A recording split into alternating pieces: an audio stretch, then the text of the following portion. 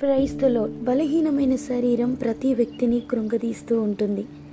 దేహంలో అనారోగ్య సమస్య జీవితంపై ఆశ లేకుండా చేస్తుంది. ఎంతమంది వైద్యులను ఎన్ని మాత్రలు వేసుకుంటున్నా దొరకనటువంటి శాంతి, సమాధానం కొరకు ఎదురు చూస్తున్న జీవితాలు ఎన్నో ఉన్నాయి. బలం కలిగి స్వస్థత పొందాలని ఆశపడే ప్రతి ఒక్కరికి దేవుడిస్తున్న మాట, దేవుని యందు భయభక్తులు కలిగి చెడుతనాన్ని, చెడు వ్యసనాలను విడిచిపెట్టండి. అప్పుడు మీ దేహానికి ఆరోగ్యం, మీ ఎముకలకు శక్తి కలుగుతుంది.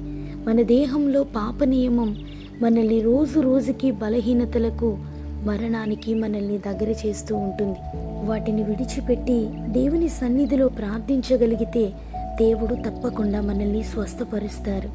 యెషయా 38:16 నీవు నన్ను బాగు చేయుదువు, నన్ను జీవింపచేయుదువు. ఆమేన్.